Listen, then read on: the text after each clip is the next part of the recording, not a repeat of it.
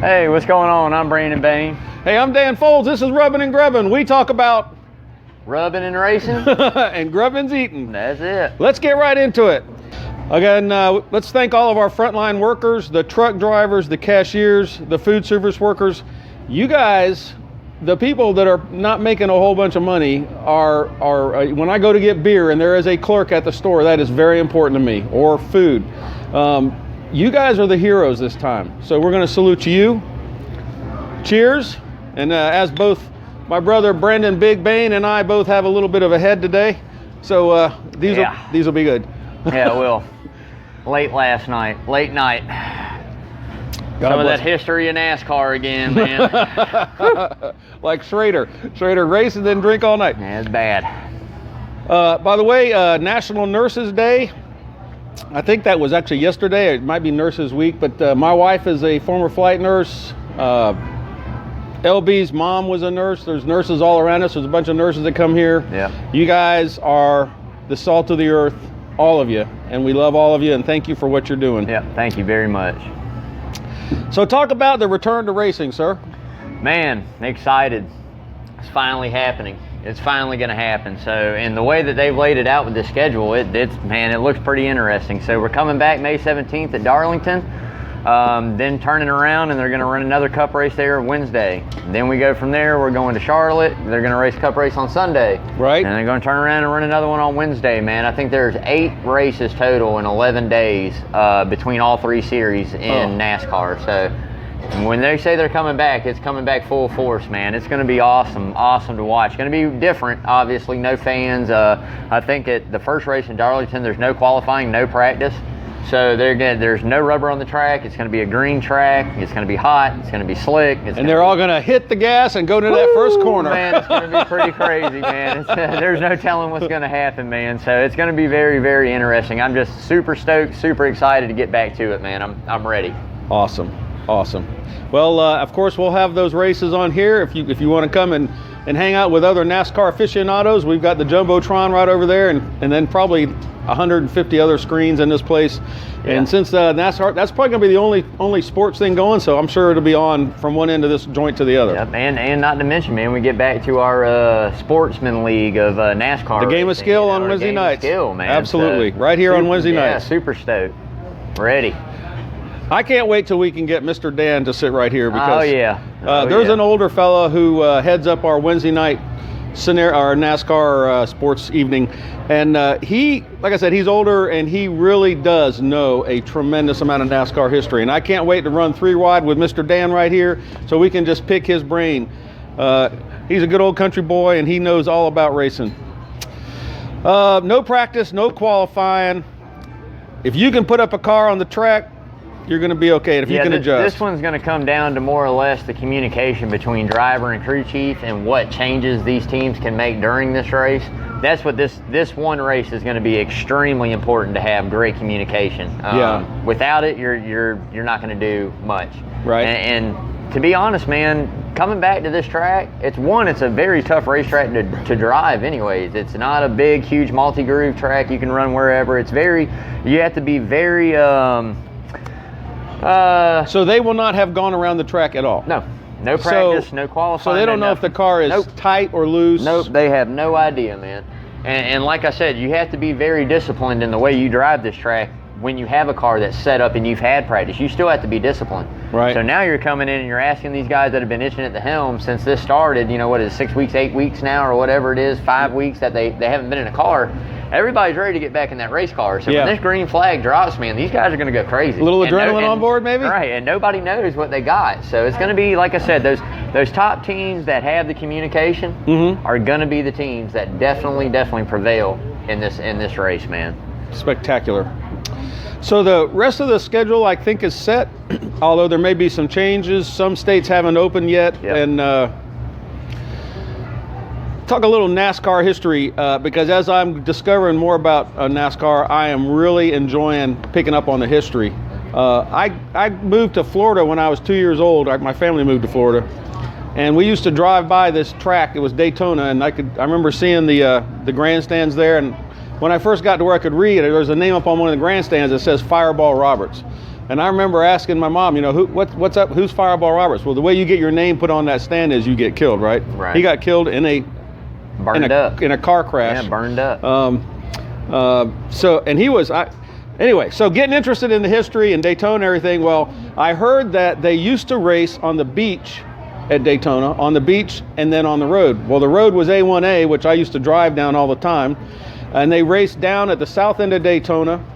And amazingly, there is a YouTube channel called NASCAR All Out, and you can go and you can see the earliest races. And I'm going to talk about the Bakers. I saw Buck Baker just before I came up here tonight. I was watching an old race on the beach at NASCAR race, and there goes by Buck Baker, which is Buddy Baker's dad. Yeah. So the history, pretty spectacular. And I encourage you, if you're at, a lot of people have a lot of time at home these days, like me, and so not everybody's working right now. So you can get on YouTube and you can see a lot of that history. The other thing I wanted to bring up, because I've been hearing a lot about them, was the Wood Brothers and Wood Brothers Racing. So, as it turns out, and this could easily be a mailbag question, what's the oldest continuously operated team in NASCAR history? And it's the Wood Brothers. So it was these young guys that that team started in 1950. That's 70 years ago. Yeah. And they basically tinkered around. They were in the logging business. They fixed machines, and then they started messing around with stock cars. Their claim to fame is they turned what used to be when a driver needed service on his car, he would come in and they would manually jack up the car, and they'd take out the old crossbar lug wrenches, and they start changing tires, and the driver would actually get out of the car and smoke a cigarette. And the Wood Brothers were the first guys to figure out, we can go faster with that. Yeah. So what are some of the things they did? Yeah, I mean, man, they invented the jack, aluminum jacks, lighter weight, 3-pump to get it up. First teams that I think started using air guns. Right. I mean, they changed the game, and it's only prevailed, man. It's only gotten better. Me and you were outside talking earlier. Nowadays, you're doing amazing things in 12 and a half seconds. Right. And these are the guys that really started that to say, hey, it's not just about the car performing on the track, it's also us in these pits. Right. Because your track position is driving down the road, that's right? That's it, man. And I mean, they've been around for so long as car owners, as team owners, as everything, man. And they're affiliated now with Roger Penske.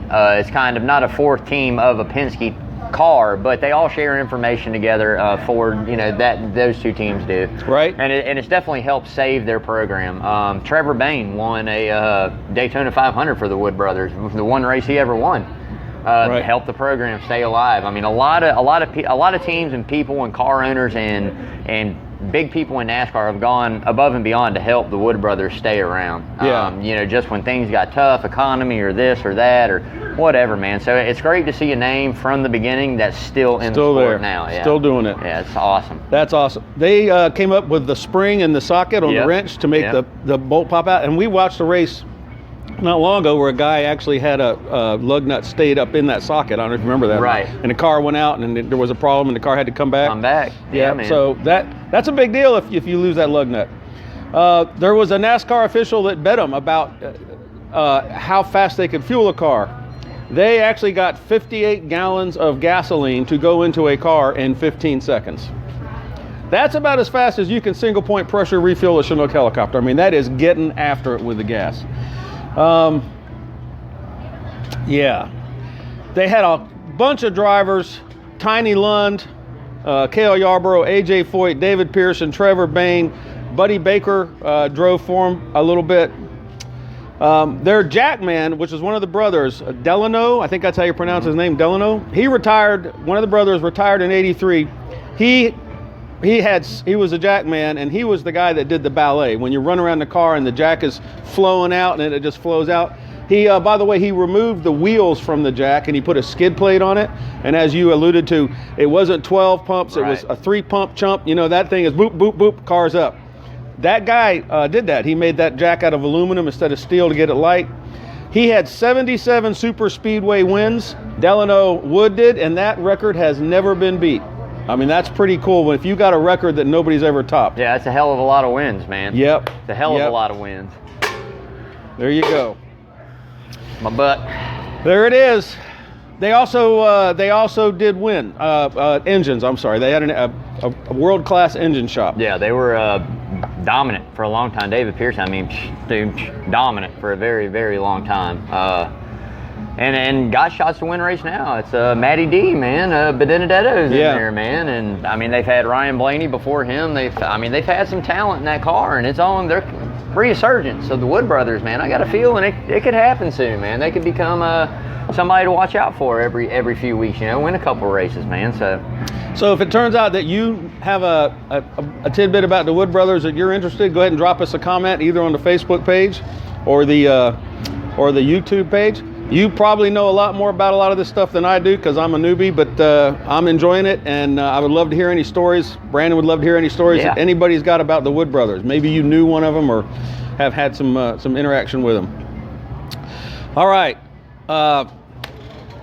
Brandon's dad, Big's dad, loaned me 2 books, and you did get the last one last week, right? Yeah, I did. I grabbed it. So this little gem here, this is Flat Out and Half Turned Over, Tales from Pit Road by Buddy Baker. This little book has got more laughs in it than you would believe. And I didn't know this, but Buddy was a race car driver first. His first win was in 1958. I'm sorry, his first race was in 58. His first win, I think, was in 77, 78. That can't be right. 67 was his first win. 9 years. Yeah, 67. It's in the book. I raced through it. Thanks, Bart. It's a great book. And there's a couple of tidbits that are just spectacular, but I'm going to share a little bit of one here. And this is, by the way, the story that Buddy Baker is most famous for. So he was at this racetrack, Maryville, Tennessee, and he was in Ray Fox's Dodge. So we started the race, and I got way out in the lead. I was gone. And then I said to myself, well, this is going to be fun here. I went down into turn 3 and felt a little rumble. The car started talking to him. I thought a wheel weight had come off. I went down the front straightaway and turned, and there was a boom and a tire blew. I went straight in, head first, hit the wall like a ton of bricks. Knocked me crazy, and I slumped over. And then I looked up, and I saw this big Indian head coming at me. The ambulance they had that night was an old Pontiac hearse. Ladies and gentlemen, when you see a hearse coming for you, that's not a good sign. And the emblem was an Indian head, and it lit up when the lights went on. So I saw that Indian head go by the door, and then these 2 guys get out. Bubba and the guy looked like Barney Fife. So first they tried to pull me out of the car by my head. And I said, you gotta unhook something first. So I had broken ribs, I knew that, and I was hurting. They finally pulled me out, put me on this old gurney with casters on the bottom in the back of this hearse. That, by the way, those in the EMS business, we joke about those gurneys. We do call them hearse gurneys, by the way, or hearse stretchers. I noticed they didn't lock the wheels on this gadget, and they didn't lock the back door of the bus, of the ambulance. So we go down the back straightaway, and it's banked. They opened the gate for us to go out, but they didn't red flag the race. Oops. Yeah, so not good. They had a yellow flag. So a bunch of cars are coming out of the pits. They turned to go across the track. That ambulance driver saw these cars coming off pit road, and he nailed it wide open. He's going to be a race driver.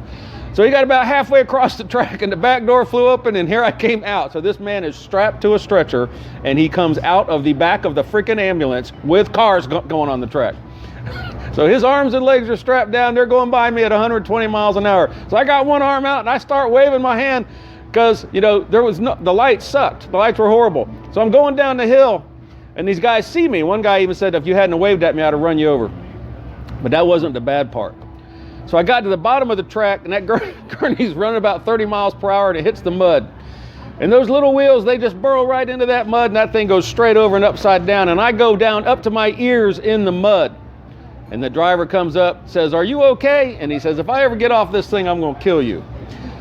Bart, thanks very much for loaning me the book. I enjoyed it. And Big said I got some more coming. Yep. So I'm enjoying reading these books and learning about NASCAR history.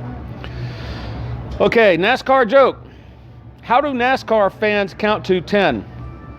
1, 2, Earnhardt, 4, 5, Yarborough.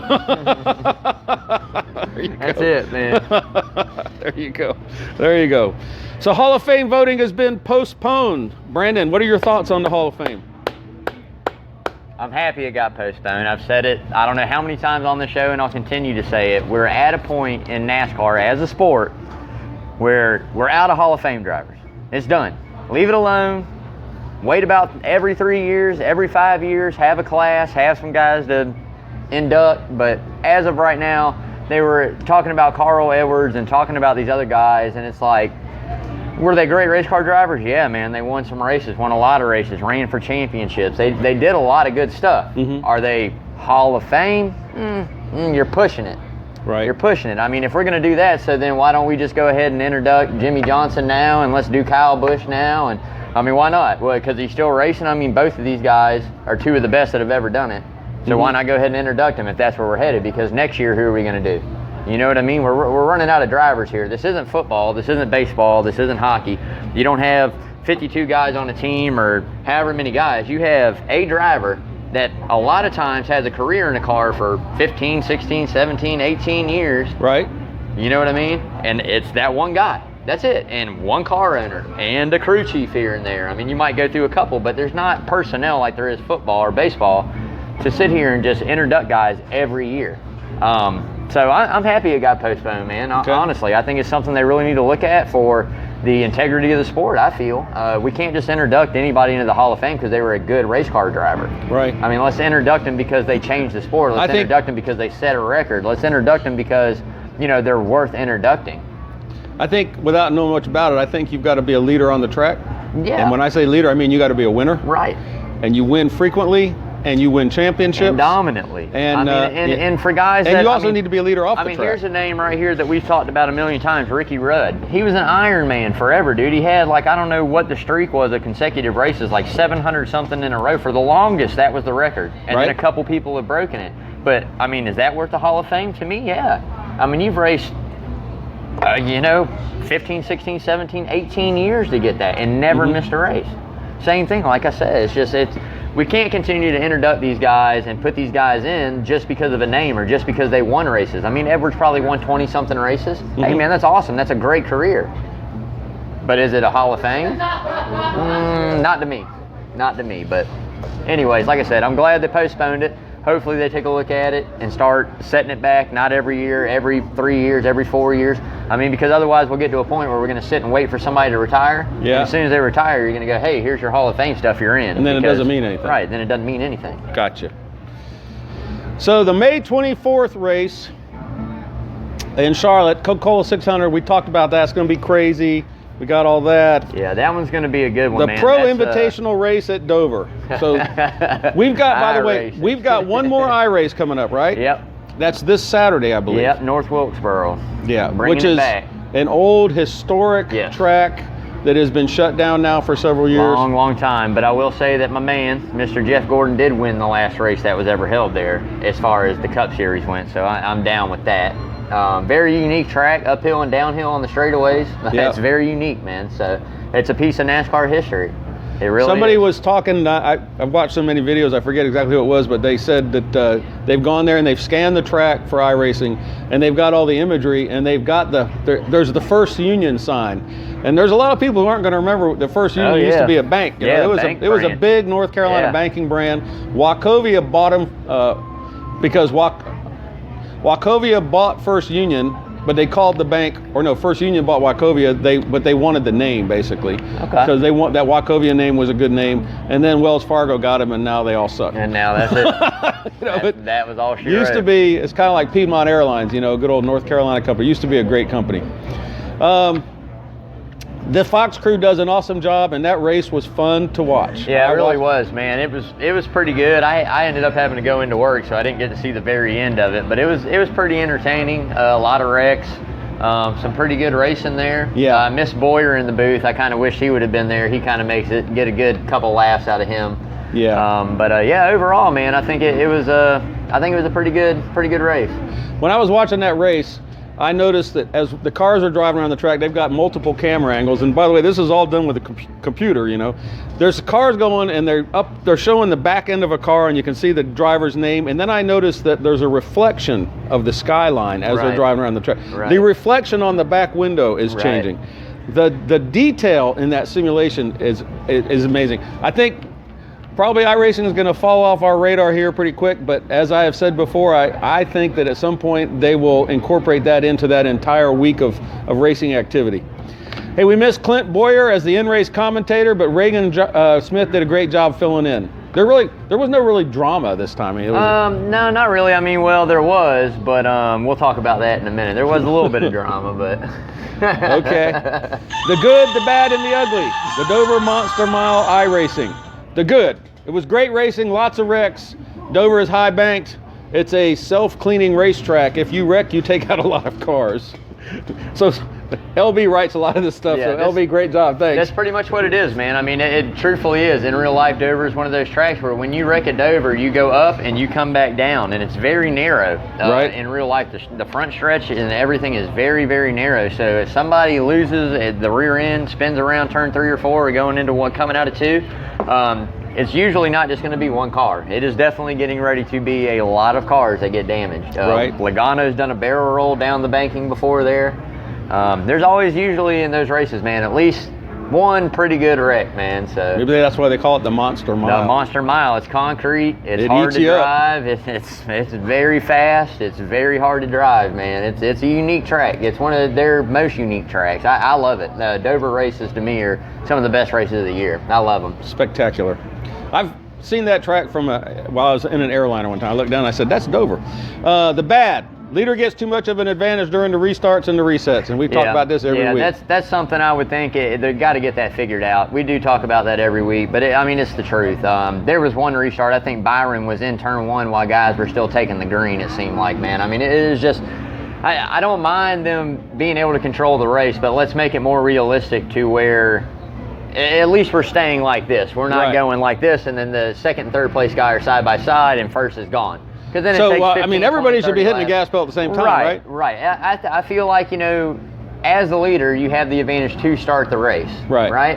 And it's something they need to incorporate into the iRacing because, like I said, when the leader gets to control and it just as soon as he hits the gas and go, then it goes green. It's a huge advantage. I mean, they said it all along. Clean air out front is a huge advantage, and tires are a huge advantage on iRacing, just like in real life. So well, let me get this straight. So it's not green flag racing until that dude waves that green flag. Is that correct? And in the actual sport, there's a box, a restart box. There's a line here and a line here. Yes. The leader of the race is able to go anywhere in between that box. If he passes that, the flagman starts the race. Okay. In iRacing, as soon as the truck pulls onto pit road, the leader goes. As soon as that truck comes down pit road, they've already got the gas down, he goes. Right. And that's where you see that launch of an advantage. Because everybody's holding down the gas because they know we're going, so they're holding the gas down. But the leader, car's not going? Right, but the leader gets that initial really good jump. And it's repetitive. Kidding. Yeah. So they've got on their rig, they've got the gas pedal held down. I can guarantee you they've got it held down. I can guarantee you 9 times out of 10 that's how that goes. Well, NASCAR, if anybody from NASCAR is watching this, this kid knows racing. I'm telling you, this young man knows racing. So that's something to think about because if he's seeing it, it's legitimate. The ugly, Hunter Nemechek. Oh, John.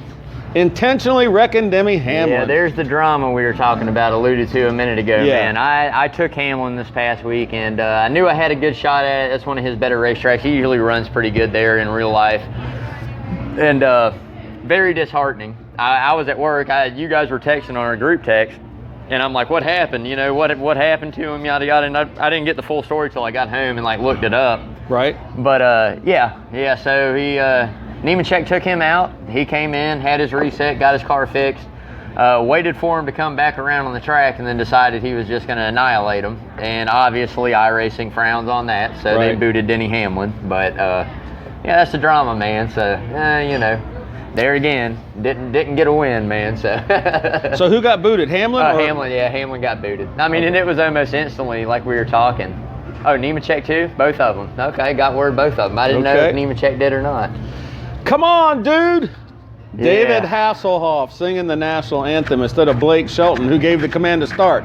Guys, Y'all should have flipped that coin, because believe it or not, Blake Shelton can sing. Yeah, 27 #1 hits in his career, okay? And yeah, David Hasselhoff, a 3-time platinum album selling guy, but I can guarantee you those albums were not sold in America. That was Japan, Korea, China, that was somewhere over there, man. They definitely should have swapped that up a little bit.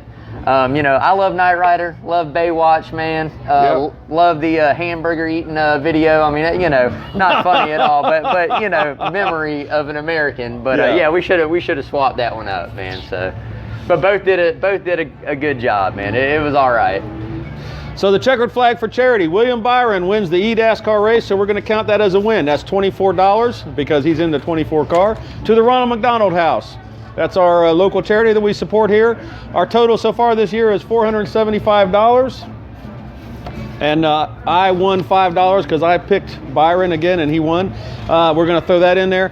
We're still on track to raise over $1,500 this year. Yeah. If NASCAR runs all 36 races. Drop by and donate in person or online and mention our show and help us to help this great local charity. It's like we say all the time, man. John does so many good things for so many charities here, man. Coach's Corner. We say it all the time. Doesn't matter. Pennies, nickels, dimes, hundreds, 50s, 20s, 10s, dollars, man. Anything that you can spare.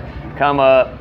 Drop it in, make a donation to a charity. Doesn't even have to be Ronald McDonald House. I'd love it if it is, but make a donation, especially in this great time of need. We got to beat this thing together, and some families, unfortunately, are not able to provide what they need. Right. You know, so this definitely helps the community. So. It does. It does. And what helps our community helps us. That's it. Our side bets. Like I said, I won with William Byron. We pick a driver every week. Brandon had Hamlin. Lawrence had Ryan Preece. And Willie B won again. Yeah, my wife told me I am officially done with betting on iRacing. I've lost every time, and she's down with the NASCAR. She knows I'm pretty good at my NASCAR picks, but she said the iRacing. Well, the only reason I keep picking Byron is you guys let me. Yeah, I know. Well, you know. And the only reason I know about him is because you taught me. Well, I know. We were waiting for you to kind of get away from that for a minute and pick somebody else, but I mean, I can't blame you. It's kind of like what I say in our If you know a guy's going to win. Right. It's kind of like I say in our thing. I'm not a Kyle Busch fan, man, but if I draw the one ball, you guys all know 9 times out of 10, I'm taking Kyle Busch, man. There you go. There you go. So cheers. iRacing and NASCAR. It came at the right time. Our country needed it. It's been well watched and received. I saw 1.3 million. We think NASCAR will have some new fans. I know that they will, and they're all going to be little tiny kids that play video games. New fans. So cheers to NASCAR, cheers to iRacing, and cheers to Fox, Mike Joy, Jeff Gordon for putting it on. Everybody. All the guys that did it. You were spectacular, and you made one cracker from Savannah, Georgia happy. Yeah, thank you very much. Everybody that was involved in that whole iRacing, NASCAR stuff, man, it was very entertaining. We're going to see, I guess, if it's going to continue. I don't know if it'll be on mainstream TV or if it'll be on the internet streaming or something, but it's definitely going to be found somewhere. Yeah. It's going to be very interesting to see how this all plans out, man. How it all plays out. If it's going to stay around as a staple or if it's going to kind of fade to the back. But it's going to be interesting. So their league, the iRacing NASCAR league, they race on Tuesday nights, and they always race at the track that the cars are getting ready to go to. Right. Yep. And then we mentioned at North Wilkesboro, it's a 0.625 mile track. One straightaway goes uphill and one goes downhill. And last December, Dale Jr. and his buddies cleaned up the track. They had it scanned. It hosted one of the first Cup Series races in 1949. And the last race, like you said, Jeff Gordon won in 1996. Yes, sir. The top 3 finishers from the race at Dover will start from the rear. I think they're tired of seeing William Byron win. I'm still taking William Byron. I don't think it really matters. Obviously, the kid knows what he's doing. So who do you like? I mean, William Byron, obviously, man. I mean, I've told you, I've told the guys in our NASCAR pool, the kid's got an enormous amount of talent. It's only a matter of time before he starts shining through in the actual Monster Cup Series. And from last year to this year, he had good runs last year, had a little bit of a problem kind of finishing some races, some rookie, mistakes, young driver mistakes. Right. But I can guarantee you, man, that kid is going to win races. And I think he's going to be one of these guys that once he wins one, it's going to be multiple wins. It's not just going to be, hey, I won a race this season, the next year win 2. No, I think this kid is going to win 3, 4, 5 races in a year. I mean, he's got that much talent. He's that big of a talent, man. Awesome. Andy drives the 24. I mean, you can't. I mean, come on, man. To me, there's no better number in NASCAR than the 24, dude. Yep. That's it. Well, we're going to unpack the 24 probably next week. While you were talking, I had another thought. So, NASCAR is all about family, and it's a family-oriented sport. It's good for families to go watch a race. Families can come here to coaches and watch races. Families are deep in the and families are deep into it. Yeah. And when you hear about a name, it's like son, grandson, nephew. That's it. So Buddy Baker in this book, he has these sections where he's talking about different drivers, and he gets to Dale Earnhardt's dad, because his dad raced with him, right? And he tells a story about racing, Dale Earnhardt's dad racing, and by the way, what did they used to call Dale? The Intimidator. The Intimidator, right? man. Because he would come up, and if you were in front of him, he'd bump you. Guess where he learned that? His dad taught him that, because his dad did it, and it's in that book. But he was so good at it, like half the time he would come up and he would do it to you, and you'd slow down and you move over and he'd go by it, and you didn't know he'd done it. Right. So he could finesse it. Just letting you know, man. Well, you know, they alluded to something very similar in the e-racing of, you know, when you get up on somebody like that and you're so tight, they kind of take the eyes off of their focus off of the track and start looking in the mirror. Yeah. And they're like, you want to get close enough to where they can see the white of your teeth in that mirror, just to let you know, hey, I'm right here. I got you coming, you know. So there's another comment. He was so good at it that, and you were talking about looking in the mirror and seeing a guy coming? Right. He's racing a guy, and he has a problem, and he slows down and comes off the pace, and the guy he was getting ready to go mess with got so intimidated, he spun out on his own. He spun him on. Nothing happened. There was nobody there. He was so freaked out because this guy was coming up on him. Yeah. Holy crow, that's the Intimidator. All right. New YouTube subscriber Calicavolt says, will the bad blood from iRacing transfer to the real cup action when they go back? I feel like it won't. I mean, they do that for their sponsors mostly, you know, obviously, and entertainment of their fans, just to keep it going. Obviously, you know, Fox carried it on there, you know, to keep their TV stuff that they already had signed up with NASCAR going down. Yep. I don't think any of the bad blood is going to carry over, just for the simple fact of we're not talking about a video game or a simulation, excuse me, that when you wreck, it's just all done. Hey, we're done. You know, you're talking about hundreds of thousands of dollars pumped into a race car, a person's life, a whole team that surrounds them. You're talking about a lot of stuff, money, sponsors. I don't think the bad blood that happened in iRacing will carry over. Okay. But I can guarantee you, if some of that stuff similar happens on the track, it will carry over to the next race or the race after. So they always put one in their back pocket, man. I got you. You know, you can forgive but not forget. So excellent. So I don't know why, but I kind of became interested in the 88 car, the 88 number on a car, and it turns out I'm not the only one, because when I Googled that, there's a whole bunch of people that are interested in. There's betting pages where they track the 88, fantasy racing where they track it. So I went to one of them, and it's literally 3 1/3 pages of guys that have been in that 88 car. I don't know why that number. Well, you were saying that Dale Jr. wanted it and he couldn't have it. Dale Jr. wanted the 8 when he left DEI, and obviously his you know, stepmom or whatever wouldn't allow him to carry the 8 over. Right. So that's when it went to the 88. Right. So I mean, it you know, iconically, it was a good number for him to hop in. You know, won some races. Obviously, there's a lot of guys that have drove that car that have been successful in this sport. Well, that number goes way back, man. Buck Baker, Buddy Baker, all 3 of the Wallaces. Yeah. Rusty. Alex Bowman is in it now, right? Yep, he's in it now. Darrell Waltrip. Yep. They used to call him Jaws. Yep. He'd run that mouth, man, but he'd back it up too, man. That's funny. You know? Jaws. Yeah, I mean, my Meemaw Phyllis's favorite driver, Dale Jarrett, drove the 88, won a championship there, you know, so... Benny Parsons? Benny Parsons. Yeah, man, how about There's some big ones, man. Fireball Roberts, Bob Flock. If you ever hear about a driver and Mike Joy mentioned this, and he said nobody's going to remember this, but there was a guy that used to run with a monkey. Yeah, Tim Flock. On the iRace, there was a guy that had a cat next to him. Yeah. And he said there used to be a guy ran with a monkey. Yeah, from Georgia, man. Yeah, there's Mike Wallace, Kenny, Rusty, Fireball Roberts, and Flock. And just names after names. Go on and on and so on. So that 88 is a super historic number, and I guess next week we're going to dive into the 24. Well, all right, I like it. You like that. Hey, I like it. Anything you want to talk about? Yeah, we got to get our 5 drivers to watch this week at North Wilkesboro in. Get after it. Let's see. I mean, obviously, you can't go without saying William Byron's got to be the first one off the bus, man. I mean, he's got to be the one that you're going to bet your money on if you're going for a win. Right. I'm going to say let's go William Byron, Timmy Hill, John Hunter Nemechek. I'd like Timmy to win again. I'd like to see Timmy Hill win another one too. We'll throw Landon Castle in there. And then let's go Dale Jr., man. Let's take Dale Jr. this week. You know, throw that one NASCAR driver in there like I always like to do. I think those are 5 guys that you're going to have to pay attention to anytime there's a pro invitational iRace. Those guys are Timmy Hill's dad was good. a NASCAR racer, by the way. Yes, he was. They mentioned that. Yes, on that Mike race. Joy did. Yeah.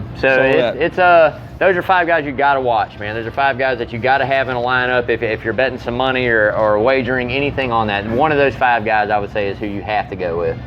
Hey fans, if you're still here, thanks so much for being with us. Yes, thanks for being part of the show. You can always drop a comment, ask us about anything you want to ask us. We'd love to hear your questions. We'd love to have you come, and within the social distancing rules, we can have spectators in here and you can holler. As soon as we get past this mess, we can run 3 wide and we can have you come up here and sit with us. So hit like, share, submit questions, follow us on Facebook and our YouTube channel. And we've got one more segment of the show to go, and that's the grubbin'. The grubbin'. Grubbin' is good eating. And when you come to Coach's, by the way, this lovely lady wearing a face mask is Ashley, and Ashley's working here today, and we love her being here. She's spectacular. When you come to Coach's, you are in line for good food. So here's the menu. As I said before, this menu is also available online. You can order anything on this menu to go. You can come pick it up. If you're uncomfortable about coming in, you can have somebody bring it out to your car. They can you can hand a card, and so it's as good as it needs to be. So what we picked this week was the Trevino quesadilla. You can get this with chicken or ground beef, bacon, onions, and mozzarella folded into a soft flour tortilla and served with sour cream. Now last week we had fried pickles, and I mentioned last week that if you're not really hungry, it's just something good to eat. Well, this is more along the lines of something to eat. I'm something to eat. You know, I'm hungry. I need some groceries. So let's just see this, and while I take a bite of this, I'm going to let you say goodbye. Yeah, all right. Like I said, we're coming to you live, Coach's Corner. You guys tune in next Wednesday, every Wednesday, 5:30 here from the center of the universe. I'd like to thank John and Adele again for allowing us to do this here. Just trying to do some good things, have some fun. This right here is obviously one of my wife's favorite things here. Absolutely loves it. But you guys come check us out again next week. Till next time, see y'all later. Thanks, guys. Wash your hands. I'm Dan Foulds. And I'm Brandon Bain. And this was Rubbin' and Grubbin'. Be safe. Thank you, LB. You're wonderful. Thank you, man. Ashley. That's good. No, I still got this one. I'm good. Thank you, ma'am. Dude, this is legit. Yeah, those are good. Yeah, Lindsay loads hers up with sour cream and all kinds of shit, Thank you, honey. Yeah, they're good. Man.